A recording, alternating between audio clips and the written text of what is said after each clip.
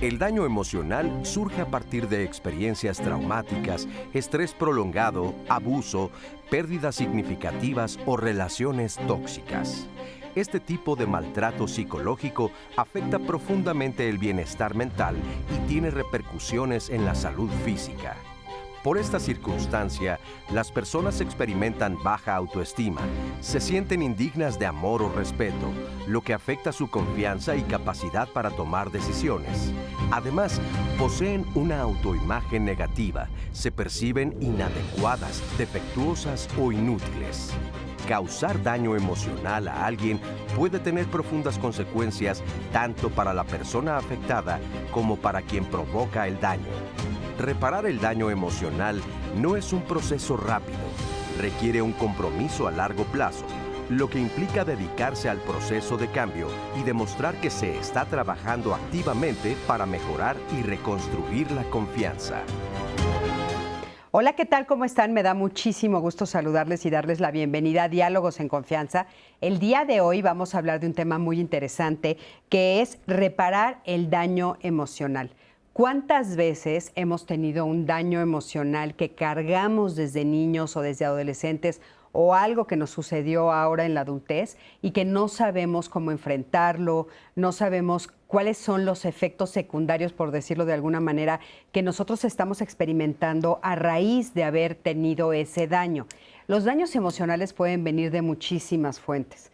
Y hay algunos que nosotros estamos cargando desde niños. Entonces, hoy nos parece como muy importante y muy interesante platicar con ustedes cuáles son los efectos, pero cómo puedo identificar si yo estoy actuando de una u otra manera por el daño emocional que estoy cargando, tal vez desde niña o inclusive generación tras generación, lo iremos viendo. Me da muchísimo gusto darles la bienvenida a las intérpretes de lengua de señas mexicana. Ahorita está con nosotros Lía Vadillo y en un ratito estará Jimena Raya. Y por supuesto a mi queridísima Ani, que ya regresó aquí a estar con nosotros. Me da muchísima emoción, me encanta compartir con ella. Buenos días, mi Cris. La verdad que gozadera estar otra vez con ustedes, familia. Ya extrañaba Diálogos en Confianza, saber vivir. Y pues un gustazo porque hoy estoy emocionada de hablar de este tema. Cris decía, ser consciente, identificar estos daños emocionales y me encantaría que lo hagamos en conjunto. Ustedes, nosotros los especialistas, porque hacemos este programa en conjunto. Así que me encantaría que nos llamaran al 55 51 66 40 00. Voy a estar al pendiente de todas sus llamadas para que tengamos esta conversación y este diálogo en confianza, mi Cris. Por supuesto que sí, y bueno, no se nos puede pasar recomendarles que por favor bajen la aplicación 11 más a todos sus dispositivos, donde ahí pueden tener todos los programas que hemos hecho, todos están ahí, pero aparte toda la programación de Canal 11, desde hace muchísimos años hasta el día de hoy. Ahí pueden ver el programa en vivo y también una vez que ya termina los pueden ver grabados. Entonces, 11 más en cualquiera de sus dispositivos. Y bueno, para platicar de este tema el día de hoy tenemos con nosotros al doctor Marco Antonio Martínez García. Él es psicólogo con especialidad en promoción de la salud y especialista en adicciones de la Comisión Nacional de Salud Mental y Adicciones CONASAMA.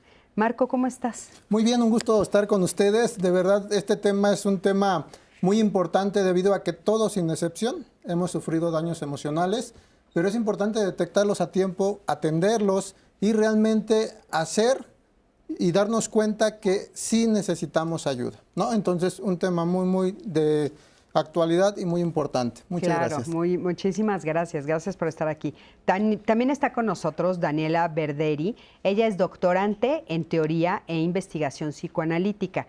Es psicoanalista de niños, adolescentes, adultos y parejas. Daniela, ¿cómo estás? Bienvenida. Muy bien, Cris, muchas gracias. Gracias por la invitación. Un placer estar aquí con el auditorio y pues en un tema tan importante y tan central de cómo tomamos responsabilidad frente a eso, ¿no? Sí, importantísimo. Ahorita nos dirás cómo tomar responsabilidad. Laura Chávez también está con nosotros. Ella es psicóloga social y psicoterapeuta ericksoniana. Es doctora en educación y directora de los Centros de Atención a Conductas de Riesgo. ¿Cómo estás, Lau? Qué gusto tenerte por Cris, aquí. Gracias a Dios aquí acompañándonos nuevamente y participando en este tema tan interesante. Estoy cumpliendo 20 años de estar como invitada en Diálogos en Confianza, así que Estoy festejando también. Ay, De mira. manteles largos. Así es, igual que tú, Mírala. querida.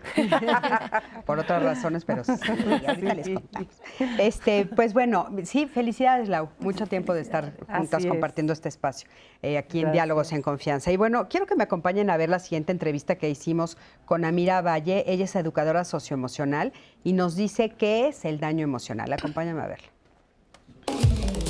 Para entender el daño emocional, me gustaría platicar una historia que nos ayuda mucho a comprenderlo. Es una historia sobre un Buda que existe hoy en día en Tailandia, una escultura de un Buda que es muy grande y está hecha de oro sólido. Hace muchos siglos hubo una invasión en Tailandia y entonces saqueaban todos los monasterios, todo lo que era de valor, y los monjes del monasterio lo que hicieron fue recubrir la escultura de arcilla, de lodo, para que pareciera algo muy burdo y sin valor. Entonces llegaron los invasores, vieron esa escultura, no parecía tener valor alguno, la dejaron y pasaron los años y pasaron los siglos, hasta que un día, siglos después, un monjecito estaba ahí sacudiendo y de pronto en una grieta ve algo brillante y empieza a sacudir más y más y descubre que está hecha de oro sólido. Y esto nos hace entender muy bien lo que es el daño emocional. Nosotros nacemos como estos seres llenos de posibilidades, estos seres luminosos, con toda la posibilidad de realización y de felicidad. Y sin embargo, a lo largo de nuestra vida vamos recibiendo estos parches de lodo, estas arcilla que nos va cubriendo. Y esto es cuando nos hablan mal, cuando sufrimos abandono, cuando sufrimos abuso en nuestras relaciones de pareja, abuso doméstico, negligencia de nuestros padres, donde no hay un apoyo seguro, un apego seguro de los niños hacia los padres, o después en las relaciones de pareja. Entonces, el daño emocional es la suma de todas estas pequeñas heridas que deja una cicatriz en mi alma, en mi psique, en mi mente. Y esta me impide relacionarme de una forma saludable con mi entorno, porque no creo en mí mismo. Entonces se manifiesta pues con problemas de salud, problemas laborales, en las relaciones interpersonales, ¿no? Siempre estoy a la defensiva, siempre esperando que me traicionen, esperando que me ataquen. Y entonces pues no puedo descansar y ser feliz en las actividades que estoy realizando. Muchísimas gracias. Y bueno, a mí me gustaría empezar preguntándoles qué es el daño emocional. Daniela, ¿qué es un daño emocional?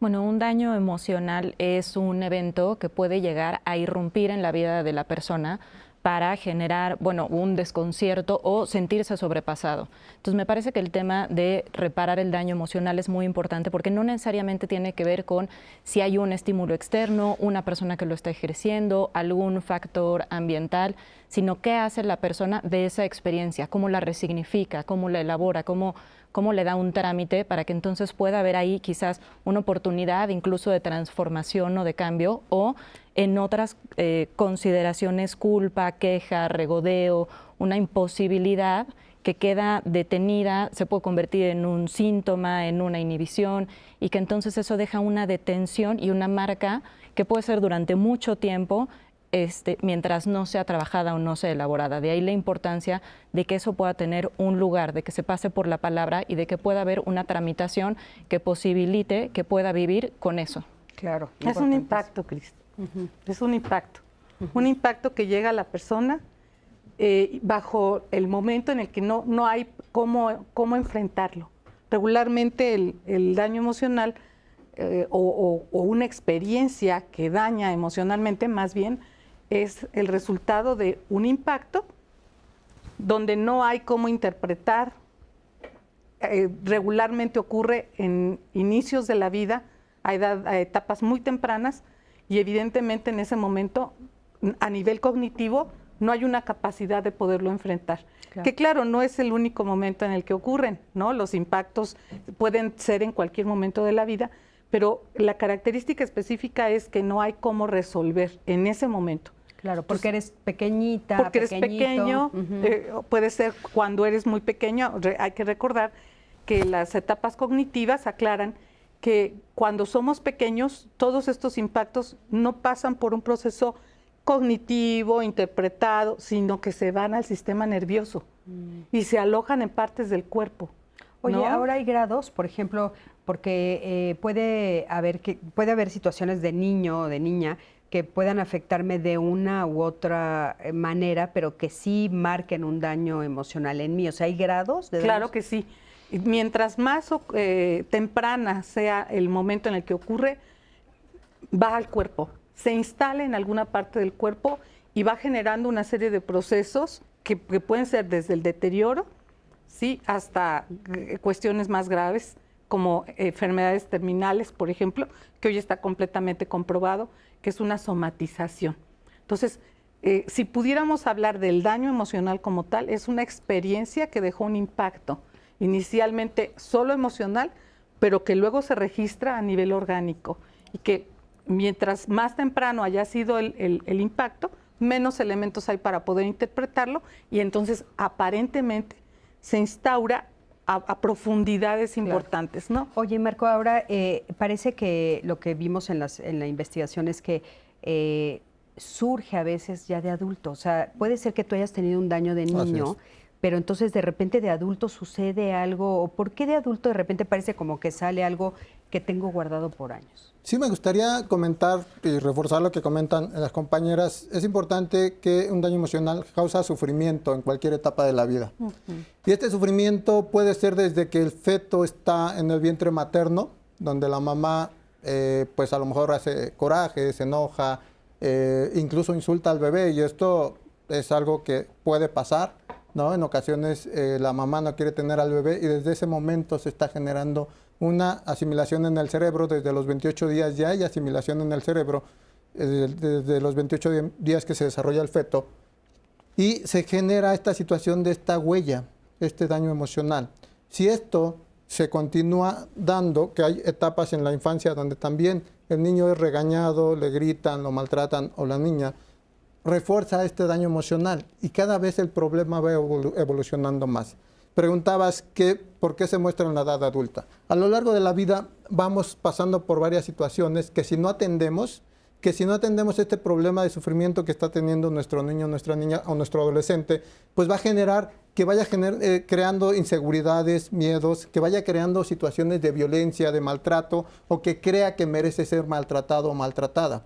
Y esto con el tiempo genera que haya trastornos o problemas como tal en la salud mental, en la salud física, como bien lo comentas, y también daños orgánicos. Todas estas cuestiones de las emociones están relacionadas también con nuestros órganos y sistemas. Y principalmente estos recuerdos, estas señales se alojan a nivel de la amígdala, donde las personas que son maltratadas, que son violentadas o que incluso son violentos, están generando situaciones de reacción inmediata, y esto genera también que nuestro cerebro genere las reacciones de miedo, culpa, inseguridad, que tiene que ver con estas cuestiones del daño emocional, y entre más avanzan, más grave se va dando la situación. O sea, ¿sí? ¿cómo puedo yo darme cuenta o a qué cosas tendría que estar yo atenta para ver si tengo un daño emocional? O sea, ¿qué pensamientos se generan o qué sensaciones o qué emociones o qué reacciones frente a la gente?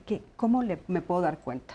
Bueno, me parece que Marco dijo algo clave que tiene que ver con el dolor y el malestar, ¿no? O sea, es muy difícil no detectar cuando algo verdaderamente está pasando porque se puede manifestar de diferentes maneras, ¿no? Ya sea somatización, inhibiciones, impedimentos importantes, culpa, algunas cuestiones de mucha insistencia y de mucha repetición. Entonces creo que lo importante ahí es precisamente esto del daño que va dejando traumas, ¿no? Traumatismos, marcas, ¿y qué se hace con eso?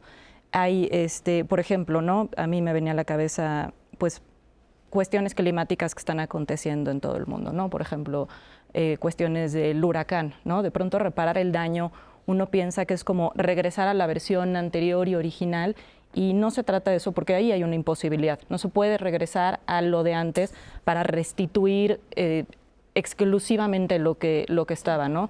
Sino es un trabajo y es un proceso de transformación. Entonces, por ejemplo, puede ser desde una persona que tuvo el impacto de haber estado en, no sé, en un huracán y que tenía una condición de acumular cosas que eran muy especiales, y ahí resarcir el daño es muy complicado. Otra persona que también a lo mejor perdió algunas cosas y hay una remuneración o una indemnización y dice, bueno, con esto voy a hacer una nueva situación, una nueva oportunidad, un nuevo negocio. Entonces tiene que ver con las posibilidades subjetivas de darle un trámite y resignificar algo de lo vivido, Ahora, algo de eso doloroso. Esto que estás diciendo es muy interesante, te voy a decir en qué sentido. O sea, no quiere decir que uno, o sea, porque dijiste, para uno casi va a ser imposible, para el otro tal vez con lo que le dan reconstruye su vida. Pero eso no quiere decir que uno sí tuvo daño emocional y otro no. Los dos han tenido daño emocional. Pero entonces, ¿por qué hay personas que sí lo enfrentan de una manera y otras que de otra manera? O parecería que unas pueden resignificar y salir adelante y otras se quedan atoradas.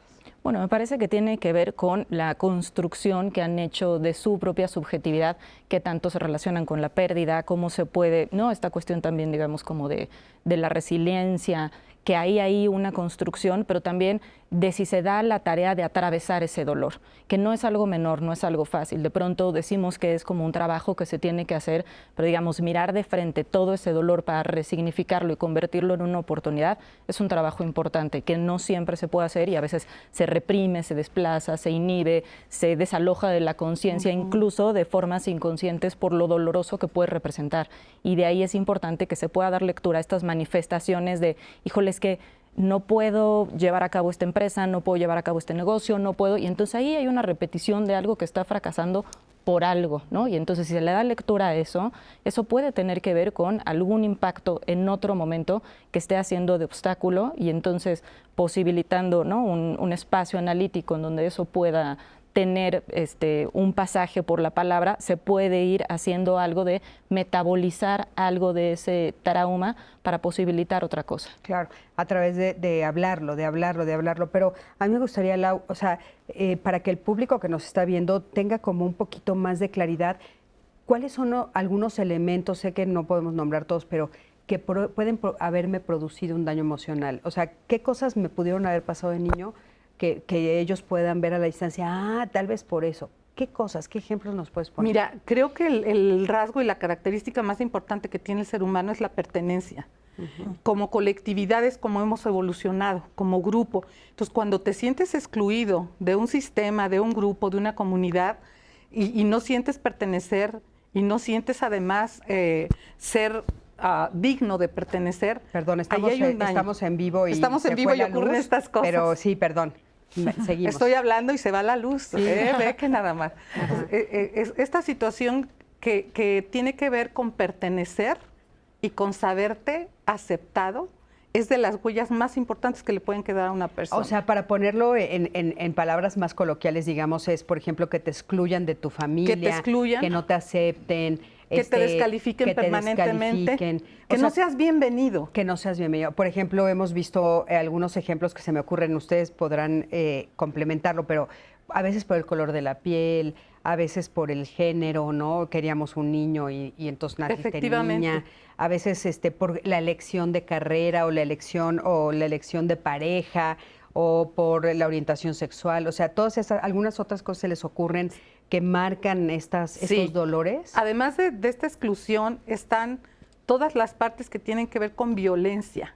Claro. Violencia tanto física, verbal o emocional, una ejecución, ¿no? Yo teniendo 8 años, mi madre intenta suicidarse y yo la acompañaba y quería aventarse al metro y quería jalarme con esto queda como un impacto. ¿Por qué? Porque es una violencia. A todos los Te niveles. hace saber que no eres bienvenida, que además estás imposibilitada para continuar la vida, que tienes que irte con ella, que hay algo en ti que no funciona y que no es agradable y que hay algo que no está bien en ti. Entonces, todo esto obviamente genera una percepción del mundo donde no soy bienvenida, no soy suficiente, y queda en estado de latencia. Tú decías hace un rato, ¿cómo identificarlo? Exacto. Mira, a mí me encanta este ejemplo, las matruscas.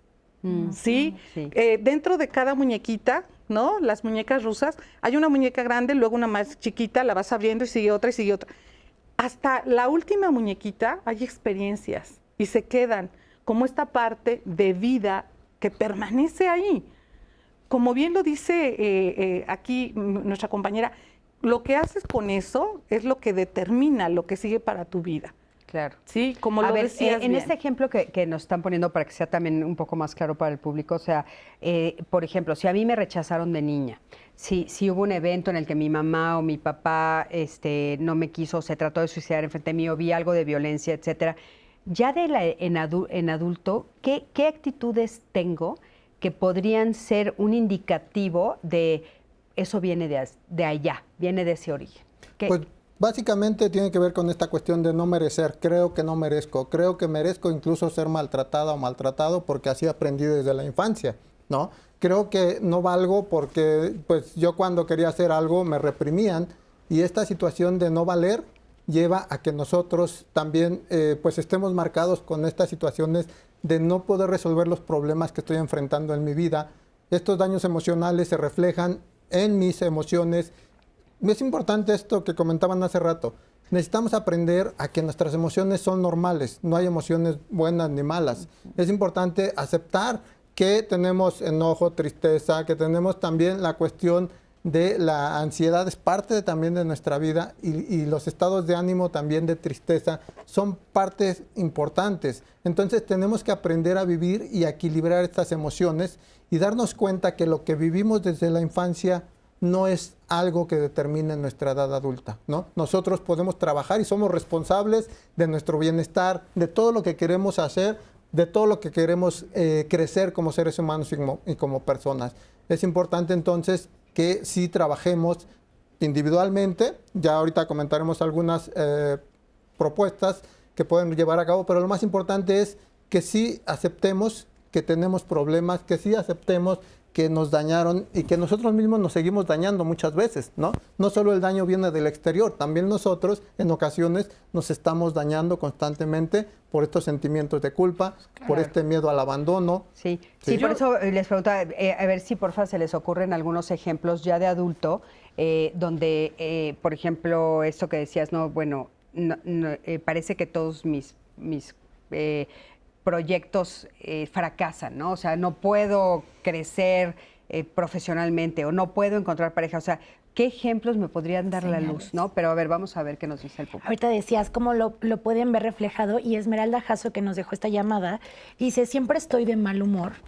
A todas las personas les contesto de mal modo. Con mi esposo todo lo llevo al conflicto. ¿Cómo puedo saber si mi forma de ser es consecuencia de algún daño emocional y cómo fue o solamente es parte de mi personalidad? Qué interesante. Creo que es súper interesante. Ahí está, yo creo que ahí está la clave. Las emociones quedan en estado de latencia, no es que la hagan enojar, es que está enojada. Entonces de afuera hay un detonante que viene y que justamente se proyecta hacia el exterior la emoción que está permanentemente ahí. En el caso de la violencia es por el nivel de hostilidad que se cree que hay alrededor. Claro. Es una defensa exagerada frente a la realidad. Entonces, ¿tú podrías decir que esa mujer está enojada desde niña por algo que pasó? O desde adolescente, no sabemos. Algo la tiene enojada, la ha mantenido enojada. Algo la tiene reactiva. Algo la tiene la tiene reactiva que va hacia el enojo. Y es, me defiendo de algo que me está lastimando, que es hostil. Y entonces me defiendo demasiado y entonces la defensa es el enojo. Claro. Sí. Hay Sobre una todo teoría si bien interesante. ya lo vio, ¿no? Y dice, con todo el mundo me siento enojada. Hay una teoría interesante, Cris, que dice que cuando estamos tan enojados es porque desde el vientre materno tuvimos que defendernos de una posible decisión de aborto.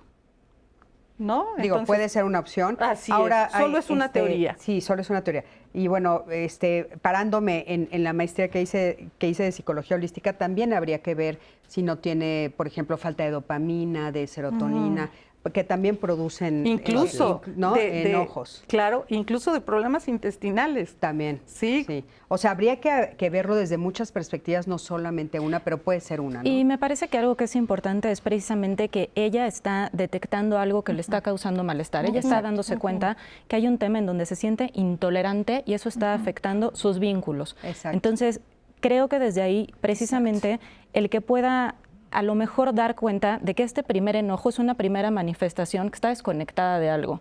Y entonces un poco la tarea y la labor es qué es lo que está sucediendo, que eso está, digamos, tapando o invisibilizando algo que está detrás.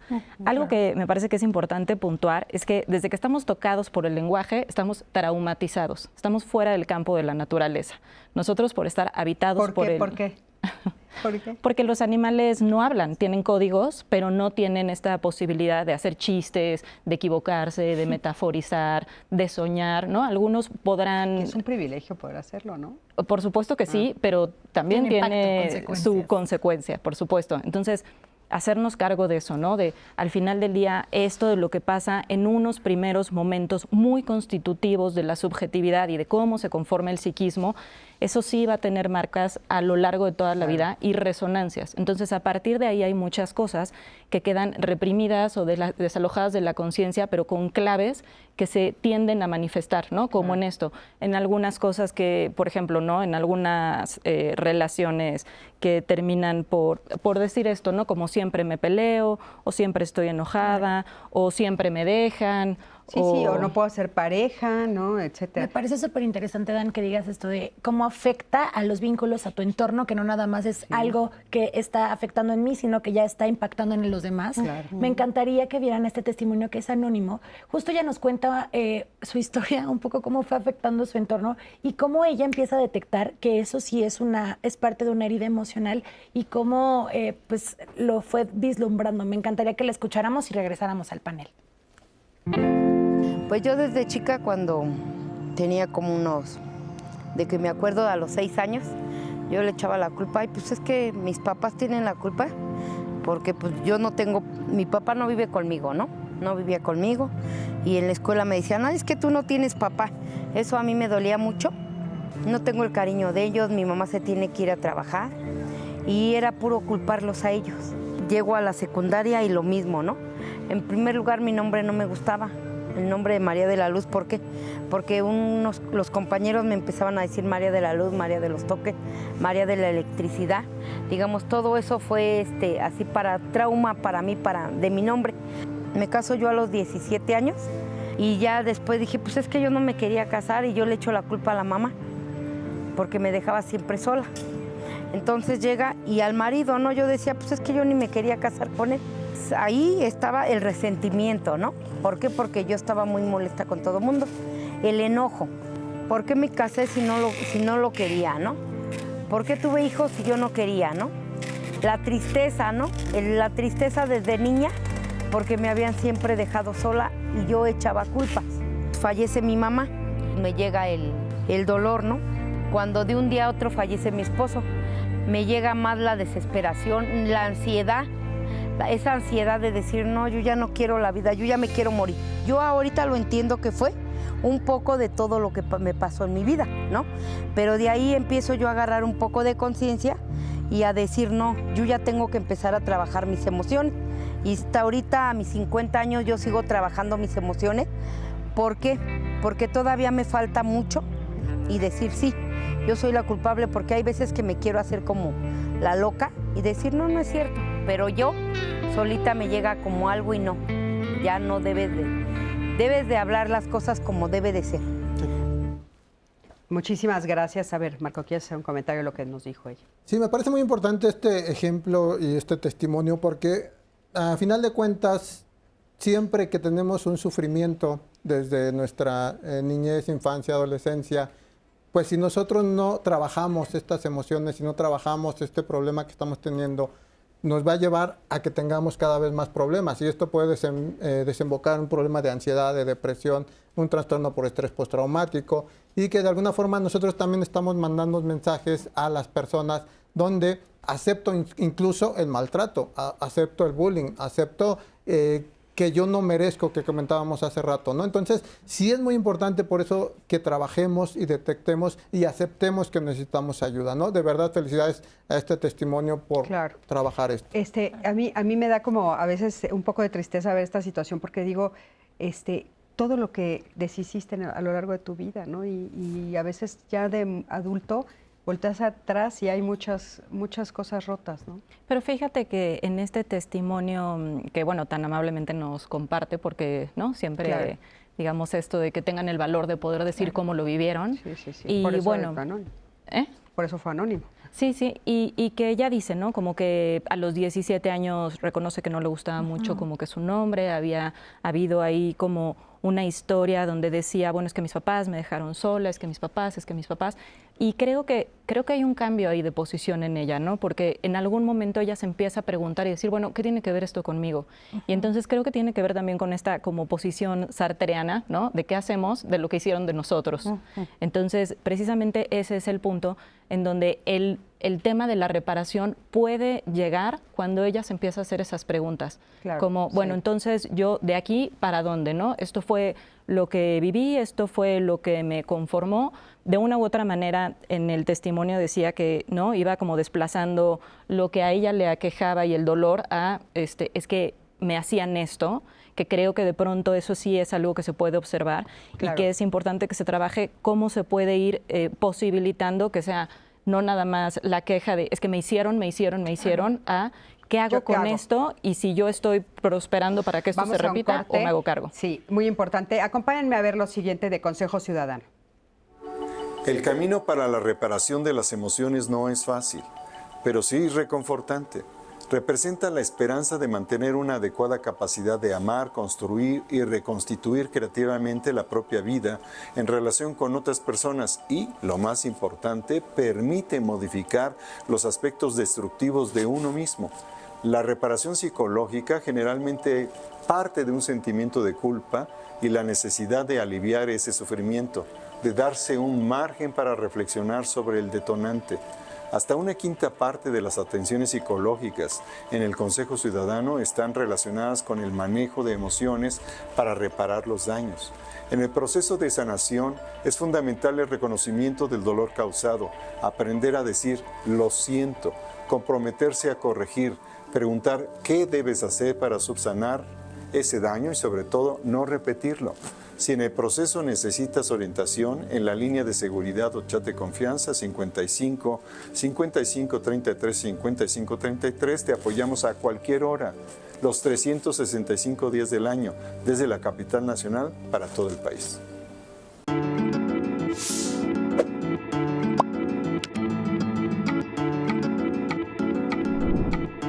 El daño emocional impacta la salud mental. Para sanar y lograr el bienestar, es necesario abordarlo y reconocerlo.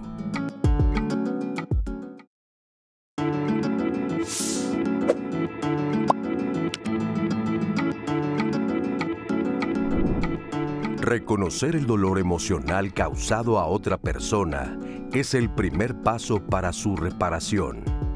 Esto significa que hay que reflexionar sobre el impacto de nuestras acciones.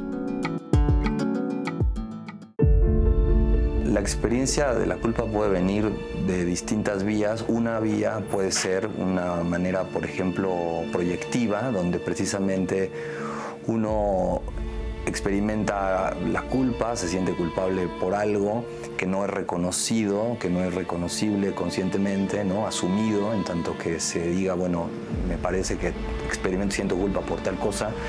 Y muchas veces en una relación con el otro se puede proyectar en el otro, digamos, una serie de reproches, de críticas, de quejas, ¿no? De exigencias, de demandas, que a lo mejor tienen como, digamos, como elemento subyacente una culpa inconsciente en realidad primeramente experimentada en uno mismo. Es decir, culpo al otro de lo que no puedo reconocer primero en mí como algo que me culpabiliza o que me hace sentir culpable. Hay sujetos que no experimentan la culpa, es decir, habrá quien no sienta culpa.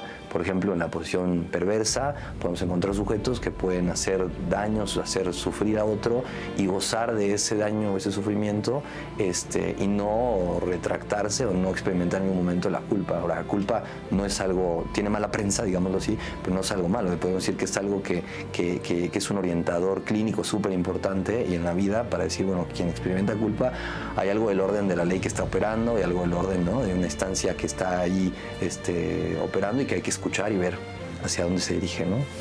Cuando es posible que un sujeto identifique primero, decir, bueno, tengo la culpa de tal cosa, después habría que hacer todo un trabajo, ¿no? Para poder elaborar ese pasaje a decir, bueno, con la culpa únicamente a lo mejor me mortifico, me autorreprocho, me critico, me sanciono, me castigo, pero la responsabilidad ya implica justo una posibilidad de respuesta ante esa situación, es decir, ya implica un hacer o un posicionarse de otra manera ante lo que aconteció y empezar a ver si es posible, dependiendo cada caso, la realización de un trabajo de reparación. Y ahí implica entonces ya un hacerse cargo, dicen, ¿no?, de lo que uno pudo haber hecho, dicho, pensado o deseado para vivir las consecuencias de eso realizado, ¿no? Muchísimas gracias. Gracias por esta entrevista. Y querías comentar algo al respecto. Sí, él habla de culpa y de cómo es que la culpa se puede convertir en un aliado. Entre la culpa y el arrepentimiento hay una diferencia importante, que es el arrepentimiento tiene como intención la reparación del daño, ¿no? El poder evaluar hasta dónde pudimos haber afectado al otro y hacer algo al respecto. Y cuando el daño se supone que viene desde nosotros, el primer paso que se hace para la reparación es asumir la responsabilidad de nuestros actos y de poder sacarle provecho a lo vivido.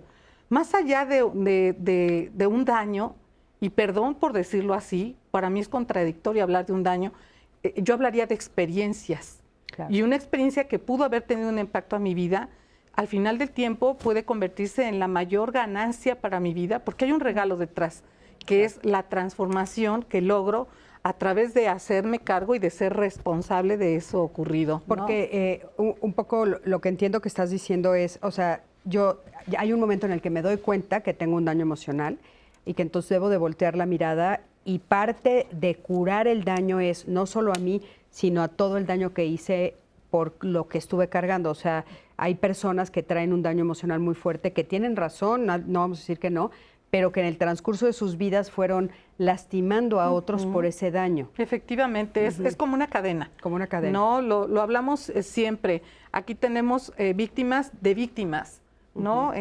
Cuando vives una experiencia dolorosa o difícil, al final de cuentas se proyecta en el resto de tus relaciones. Y la forma de reparar es, primero, asumo la responsabilidad de lo ocurrido y mi participación en lo ocurrido. Exacto. Porque pudiste haber tomado una serie de alternativas que no tomaste en su momento, y la forma de la reparación también hacia el otro es cambiarte de lugar, moverte, claro, accionar, hacer lo que sea, ir a terapia, subir una montaña, hacer algo, ¿no? Claro. Y esto repara. Hay eventos que vienen a reparar de manera indirecta. La logoterapia los maneja como 3 rupturas frente a una cuestión tan impactante.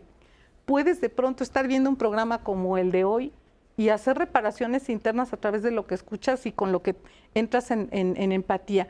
Puedes ir a ver una obra de teatro, puedes de pronto estar leyendo un libro o ver un programa de televisión y escuchar una palabra que te lleva a un proceso de reparación, y lo puedes hacer directamente a través de una conciencia y de una voluntad, asistir a una terapia, asistir a un proceso, a formarte en determinada disciplina, que al final de cuentas también contribuyen a una reparación, pero es moverte del lugar. ¿Tú querías saber? Sí, también me parece que es muy importante esta cuestión, ¿no? Como que no siempre es fácil detectar, ¿no?, que hubo un impacto, sino esta cuestión de puede haber un efecto ahí, y pueden haber algunos operadores inconscientes, como puede ser la culpa, como puede ser de pronto la victimización, y que haya una ganancia secundaria de ese lado que no se pueda reconocer, pero que haya algo de lo irrenunciable ahí, que esté todo el tiempo como que latente, y entonces eso obstaculiza el tema de poder elaborar una experiencia. Ahora, Entonces, en esto que estás diciendo, solo para que el público entienda un poquito, cuando te paras en la victimez, o sea, ¿tu ganancia secundaria es la atención de los demás? podría ¿Que te ser, están volteando a ver? ¿Qué? podría ser la victimización una cuestión de llamar la atención, de una especie de reconocimiento, de tener un lugar, de no decidir, de no hacerse cargo, de, digamos, quedarse... Controlar. De controlar. Sí, pueden haber como muchas ganancias secundarias que generalmente son las que están invisibilizadas. Claro. Entonces también en el trabajo de elaboración se posibilita que algo de eso que no se quiere perder pueda quedar develado para que entonces pueda quedar la posibilidad de que se trabaje y algo de eso se pierda para que se pueda ganar algo del otro lado, porque si no, no se va a abrir la oportunidad de transformación. Por ahí también decían, ¿no? En esta en esta anécdota de Buda, también en Japón hay una práctica para reparar ciertos jarrones que lo hacen precisamente con oro. Y entonces lo que quieren hacer ahí es mostrar esas fisuras para de una u otra manera enaltecer la pieza con las modificaciones y las transformaciones y que se vea que ahí hubo algo, pero que pudo ser reparado y que no queda trazado y marcado. Y creo que es algo de eso de lo que se trata, ¿no? Que esas cicatrices y esa transformación quede posibilitada una oportunidad. Sí, solo sí se puede trabajar estas otras partes que a veces, como la culpa o las ganancias secundarias, impiden el proceso de elaboración. Porque estoy ganando algo ahí, quedándome ahí como sin moverme. Enquistado, ¿no? En esa situación. Enquistado y repetido. Claro, ¿no? A ver, Ani, dices que hay cosas interesantes. Uy, 3 llamadas, se las leo rápido. Por favor. Me gusta mucho el programa. Me traumé con mi pareja por una infidelidad. Esto pasó hace 15 días. Es muy reciente y no sé qué hacer. No es fácil para mí porque él quiere regresar, pero yo ya no tengo confianza. Yo lo descubrí y lo confronté. Él me pide disculpas, pero yo ya recibí maltratos, golpes, etcétera. ¿Qué consejos pueden darme? Yo anoté palabras clave ahí que ustedes mencionaron: reparar, transformar, resignificar. Pero bueno, aquí está esta llamada. Otra anónima que nos hacen desde Jalisco. Dice, el primer daño emocional que recuerdo es alrededor de cuando tenía 1 año. Estaba comiendo sopa, aún hablaba mucho y vi que mi papá me ignoró para hacerle caso a mi hermana. Sentí el abandono de mi padre. A los 3 años fuimos a un paseo y mi mamá venía cargando a mi hermano recién nacido, mi papá cargaba a mi hermana de 6 años porque estaba dormida y yo iba caminando, cansada y con sueño, pero mi papá no quiso cargarme. Tuve la sensación de haber sido discriminada. Posteriormente mis padres se divorciaron y mi madre se casó con un pederasta. A los 14 años el patrón quiso abusar de mí. No le dije a mi madre porque sabía que me iba a pegar. En lugar de apoyarme, huí y me fui con mi papá.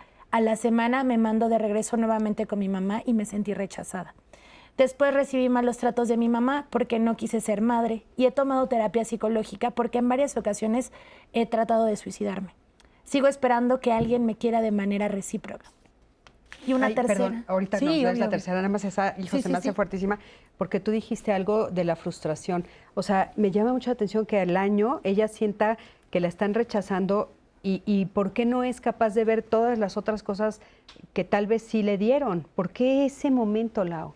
Fíjate, Cris, que se está dando un fenómeno muy interesante entre nosotros los humanos. Y supongo que se dio siempre, pero hoy con mayor fuerza.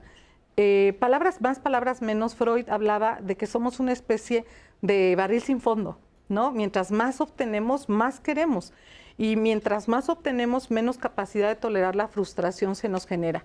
Entonces, en este momento, la mayor parte de los jóvenes, por ejemplo, que llegan a sesión o que son acompañados de sus padres, tienen una característica muy especial. Se sienten dañados por situaciones que en otro momento no podrían haber sido observadas como daño, ¿no? Esta persona que nos acaba de hablar, habla de que fue ignorada cuando comía sopa. ¿Y cómo es que no puede recordar que en su casa había sopa? Exacto. O que en su casa la llevaban de viaje, ¿no? Hay un ruido, yo le llamo ruido involutivo y ruido ancestral, que todo el tiempo están haciendo algo, un efecto sobre nosotros. El ancestral nos impide un poco el reconocer situaciones del presente por todos los antecedentes históricos que hay en la familia, ¿no? Y el ruido involutivo nos lleva a una condición de solo observar cosas como esta, ¿no? Tener pensamientos de fatalidad. Si paso por aquí, ¿qué tal si sale alguien, me agarra, me lleva y nunca vuelvo a ver a mi familia? O nunca me quisieron, hoy me doy cuenta de que, etcétera, ¿no? A mí me preguntan, ¿qué te dicen tus pacientes? Y yo les digo, puras mentiras.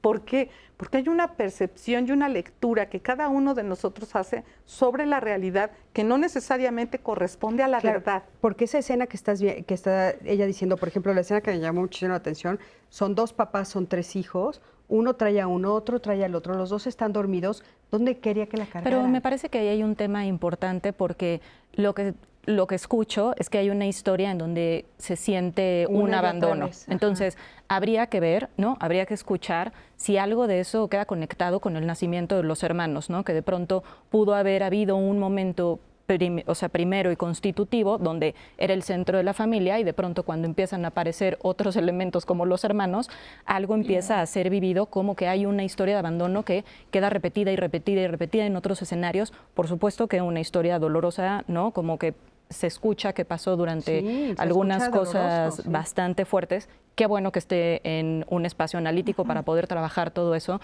Sin embargo, es esto de estos recuerdos tan tempranos que habría que ver, ¿no? Si tiene que ver con algo de esa historia, y que desde ahí es como lo está viviendo, y qué hacer con eso, ¿no? Para que no se le repita o no le dé la lectura o no superponga una historia de abandono. Porque no es invalidarlo, no es invalidarlo. Es saber que ahí hay un dolor y demás, pero seguramente no son los únicos recuerdos. Eso es lo que y no es la única escena. Puede ser que sí, como no, puede ser que haya sido abandonada, no estamos juzgando, pero también pienso como papá, qué difícil.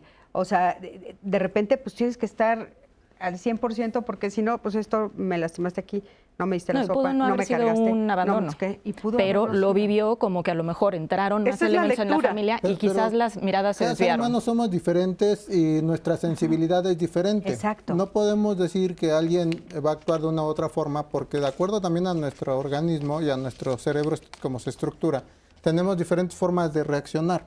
Hay personas que a lo mejor ante ese evento exactamente se quedan con la idea de que me dieron sopa y tengo un techo y todo eso, pero hay personas que son más sensibles, que tienen que ver con la cuestión también del temperamento, del proceso cognitivo que trae ya también de su familia, y que son más sensibles. Y exactamente creo que independientemente de cualquier situación, como la valore cada persona, necesitamos validar, ¿no? Es validar lo que está sintiendo. Claro, y si ella o él sintió este abandono, es importante trabajar a partir de ahí, ¿no? Ok, ¿qué está pasando en tus sentimientos, en tus emociones? ¿Qué estás percibiendo? Para que tú puedas ampliar tu panorama y puedas exactamente ver. Eso por supuesto lo dijimos con mucho respeto en ese sentido. Claro. O sea, no estamos invalidando, solo llama mucho la atención, ¿no? Que por qué los seres humanos, nos sirvió como ejemplo, no podemos ver estas otras partes buenas, ¿no? O sea, cómo a una edad tan temprana, claro, habría que ver qué pasó, pero bueno, ese es solo.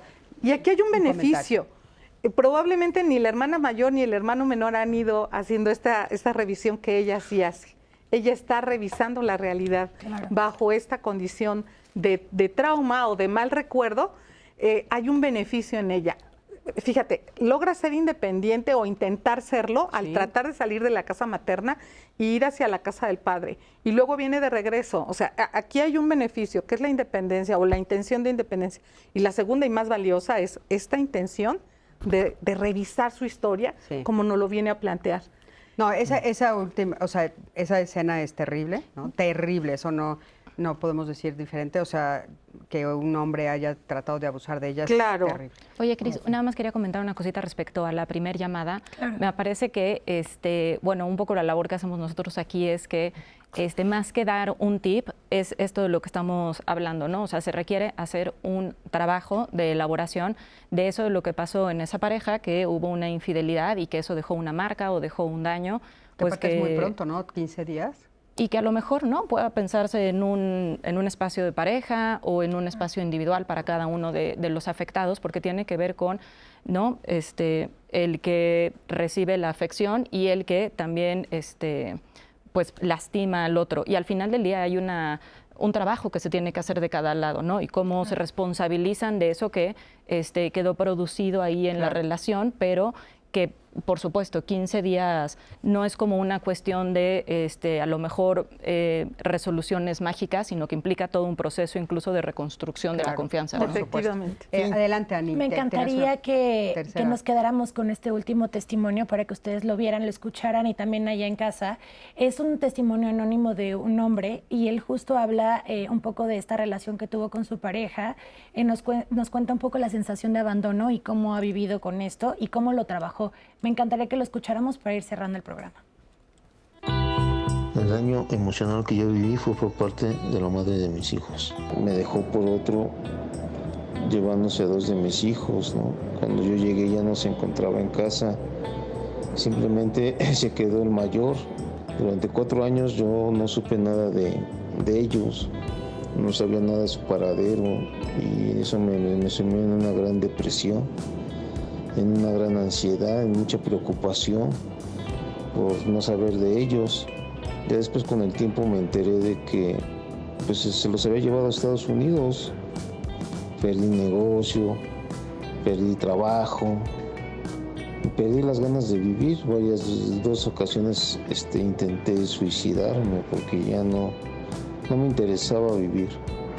Se destaparon muchos sentimientos de odio, de rencor, de ira sobre esa persona, sobre la madre de mis hijos. Y culpaba a todo el mundo, ¿no? Y después yo me di cuenta de que yo también era responsable de lo que me estaba pasando. O sea, yo tuve que entender que yo no tenía el control sobre la otra persona, de que pues no toda la culpa era de la pareja, que yo era responsable de mi daño emocional. Y también me di cuenta, ¿no? O sea, gran parte del daño emocional pues yo me lo he causado por mi forma de pensar, por mi forma de sentir y por mi forma de ver las cosas. Entonces tuve que ir corrigiendo y modificando todas esas cosas, ¿no? Al grado que pues tuve que hacer las paces conmigo mismo. Hoy en día pues no tengo contacto con esos hijos porque ellos tienen la parte de la otra historia, ¿no? Y pues no quieren saber de mí. Y pues vivo tranquilo, ¿no? Vivo tranquilo porque yo sé que gran parte de esa separación pues no fue mi culpa, o sea, acepto mi parte. Muchísimas gracias. ¿Algún comentario que quieran hacer sobre este testimonio que acabamos de ver? Bueno, a mí me parece trascendental para cualquier ser humano, para él y para cualquier ser humano, asumir la responsabilidad de nuestros actos. El asumir nuestra participación en lo que ocurre, hablábamos de la infidelidad hace un momento, y vale la pena mencionar qué tanto participaste en el proceso. Si bien es cierto que el otro, el que es infiel, está en su propio proceso, seguramente también hay una participación. Claro, porque eres parte de esa pareja, ¿no? Eres parte de un proceso dinámico que ejecutó o no ciertas situaciones. Entonces, me parece muy trascendental esto que nos menciona este ser humano, ¿no?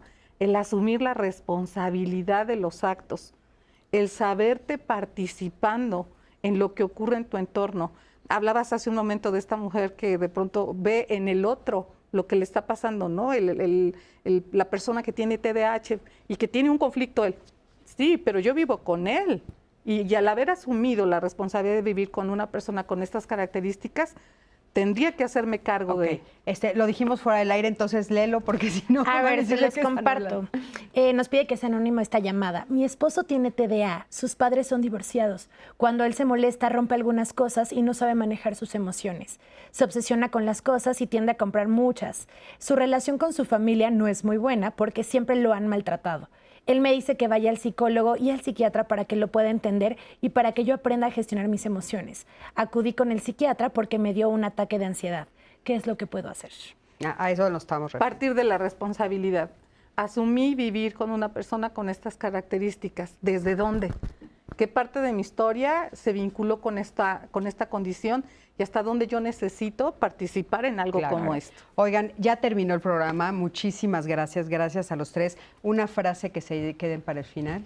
Tenemos de veras 3 minutitos. Pues eso, ¿no? Como asumir la responsabilidad y las consecuencias de no asumirla, ¿no? O sea, decían los intentos de suicidio, esta desorganización psíquica, o sea, hay impactos verdaderamente fuertes que pueden afectar toda la vida. Entonces, la importancia de verdad, dense la posibilidad de ir a un espacio, a trabajar todos los malestares que puedan estar ahí. Y bueno, gracias por la invitación, Al Cris. contrario, muchísimas gracias a ti. Gracias de veras. Adelante. Pues básicamente concretar la cuestión del daño emocional, si tienes sufrimiento, si sientes dolor en el pecho y no es una cuestión física, si sientes esta situación de los nervios, la ansiedad, no estás durmiendo bien, está alterándose tu alimentación, estás sufriendo emocionalmente, busca ayuda. Todos necesitamos ayuda, todos necesitamos en algún momento esta orientación y sobre todo, sí, hagámonos responsables de nuestro bienestar. De niños es complicado hacernos responsables, pero de adultos sí es importante esta responsabilidad.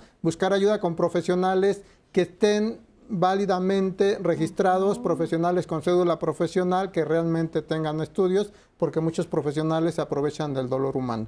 Entonces, muchas gracias a ustedes. Salir de la victimización. El primer paso para la reparación de cualquier daño es desear salir de la victimización y saber que vamos a perder los beneficios secundarios que hay en ella, como el control, como la atención, etcétera, y vernos. Hay una frase que me encanta de Bert Hellinger, que es vernos grandes, fuertes y poderosos, capaces de tomar decisiones y de vivir las consecuencias, y ver a los otros en ese mismo lugar. Grandes, fuertes y poderosos, capaces de hacerse cargo de sus decisiones y de vivir sus consecuencias. Claro, convertirnos en adultos, ¿no? Así Yo es es. lo que digo, de veras, es una delicia ser adulto. No sé por qué no le vemos el beneficio de veras convertirte en adulto. Muchísimas gracias. Gracias a los Al tres. contrario, Mi gracias. querida, gracias. Gracias A ti, que siempre estás de otro lado de la pantalla. Muchísimas gracias por este espacio que nos regalan estos especialistas para poder platicar con todos ustedes de estos temas tan interesantes. Recuerden que lo van a encontrar en las redes sociales, lo van a encontrar en la aplicación de 11 Más, para que ustedes puedan volver a ver este tema tan interesante. Y bueno, pues ¿qué vamos a ver la próxima semana, Anis? ¿Lo tenemos por ahí? Ay, yo ahorita les digo cuál va a ser nuestro programa. Es no estar en soledad. Y me encanta porque en muchas ocasiones ustedes nos han escrito de me siento solo, me siento sola. Vamos a hablar del tema. Nos vemos la siguiente semana, mi Sí, Cris. no sé cómo estar en soledad. Va a estar buenísimo.